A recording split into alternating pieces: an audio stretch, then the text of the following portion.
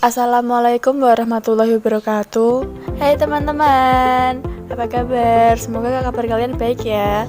Terlebih dahulu, perkenalkan nama saya Dwi Cornelita Anggraini, nomor absen 12. Pada kesempatan kali ini, saya akan membahas mitigasi bencana alam mewabahnya virus COVID-19. Pertama, pengertian mitigasi.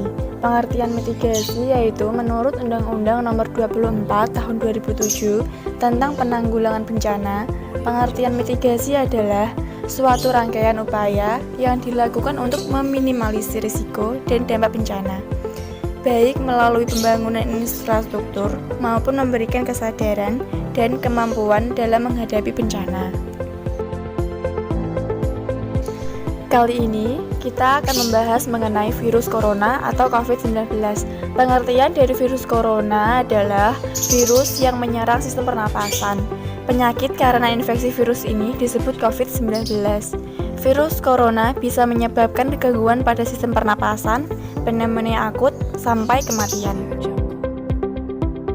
Wabah ini pertama kali diidentifikasi di Wuhan, Hubei, China pada Desember 2019 dan diakui sebagai pandemi oleh Organisasi Kesehatan Dunia atau WHO pada 11 Maret 2020. Virus ini menular dengan cepat dan telah menyebar ke wilayah lain di China dan ke beberapa negara, termasuk Indonesia pada saat ini. Pada 24 Maret, lebih dari 3.082.000 kasus COVID-19 telah dilaporkan di lebih dari 190 negara dan wilayah, mengakibatkan lebih dari 16.500 kematian dan lebih dari 1.002.000 pemulihan.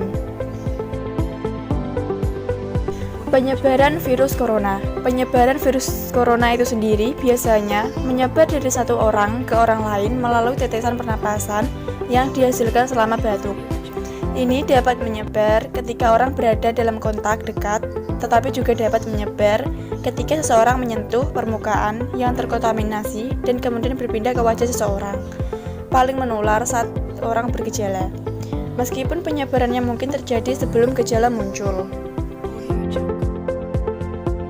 Gejala virus corona.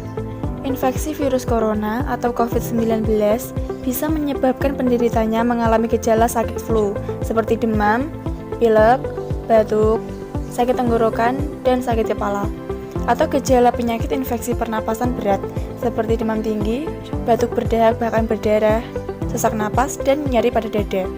Menurut penelitian, gejala COVID-19 muncul dalam waktu 2 hari sampai 2 minggu setelah terpapar virus corona. Kita juga dapat mencegah penyebaran COVID-19 dengan gunakan masker bila demam dan batuk, jaga jarak 1 meter atau lebih dengan orang lain, hindari kontak langsung seperti bersalaman, hindari kerumunan dan pertemuan berkelompok. Jika Anda tidak sehat, jalankan isolasi mandiri di rumah, ikuti panduan resmi dan perkembangan informasi. Batasi menggunakan transportasi publik kecuali mendesak, cuci tangan pakai sabun dengan benar atau gunakan hand sanitizer. Perbedaan cara Republik Indonesia dan negara lain tangani virus corona.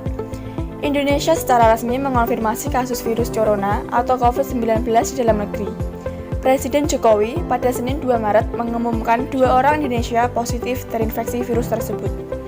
Kasus corona di Indonesia terbilang baru dibanding negara tetangga yang lebih dulu memiliki pasien infeksi ini, dan jumlahnya pun puluhan bahkan ratusan. Tidak heran, ada negara seperti Australia sempat meragukan laporan Indonesia bebas corona. Ada kekhawatiran pemerintah tak siap menghadapi virus mematikan ini. Virus yang mematikan di tengah korban jiwa di seluruh dunia yang menyentuh 3.000 orang. Dan, bagaimana negara-negara yang terkena virus corona agar tidak menyebar? Berikut adalah cara negara-negara dalam menanggulangi penyebaran virus corona, terutama di Indonesia pada saat ini. Segera setelah Jokowi mengumumkan 2 warga Depok positif corona, Gubernur Jawa Barat Ridwan Kamil langsung menetapkan status siaga 1 dan membentuk tim Satgas. Kementerian Kesehatan juga langsung menelusuri aktivitas dan siapa saja yang menjalin kontak dengan kedua pasien positif corona tersebut. Pemerintah akan menanggung biaya penanggulangan infeksi virus corona.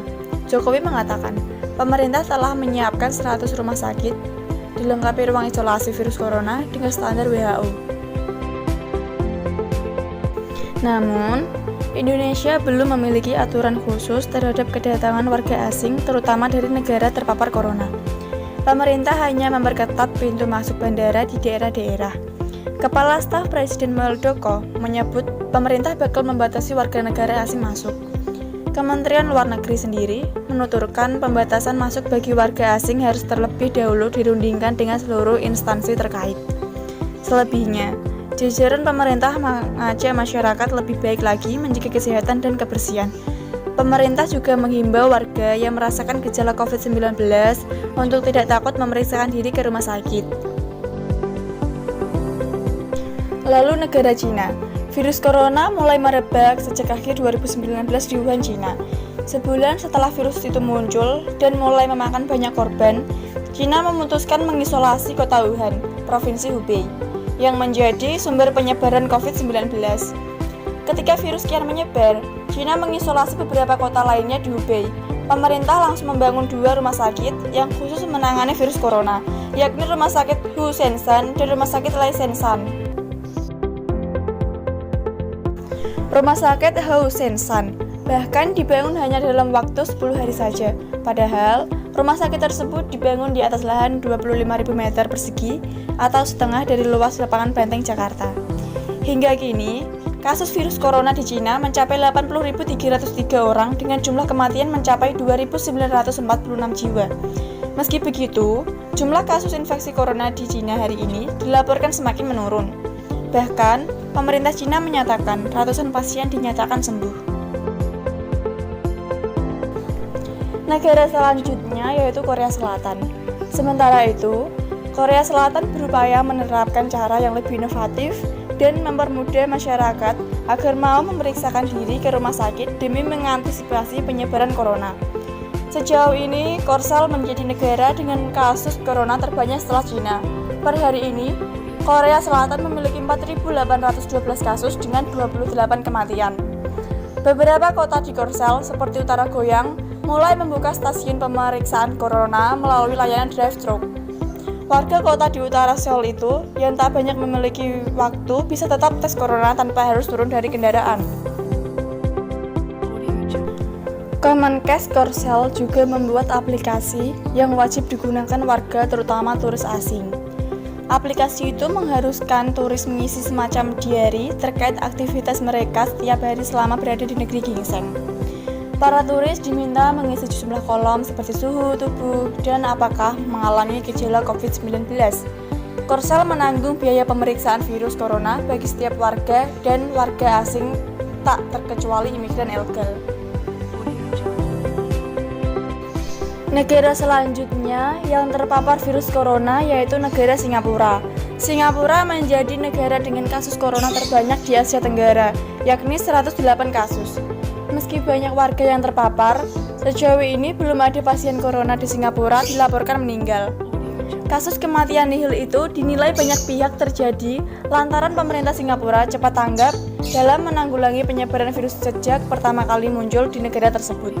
WHO bahkan memuji cara efektif pemerintah Singapura untuk mengedukasi masyarakat demi menyetop penyebaran.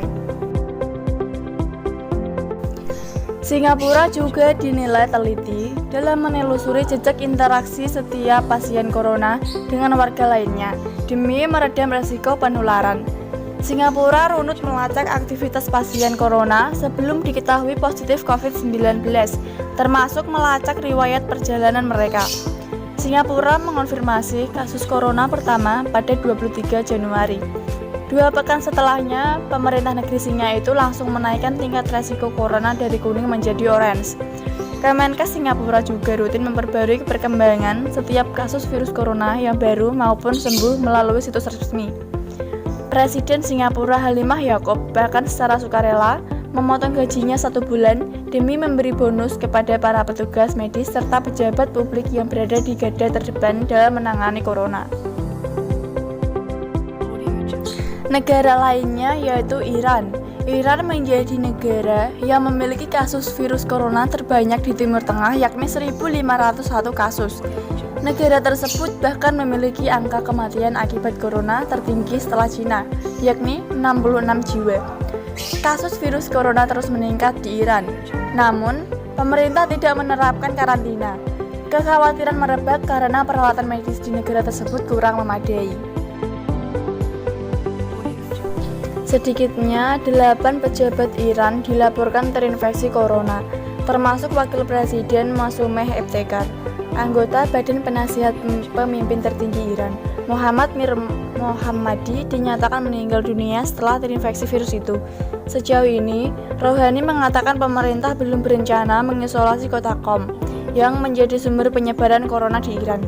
Kepada pejabat kesehatan Iran, Rouhani menuturkan pemerintah akan melanjutkan kebijakan isolasi individual.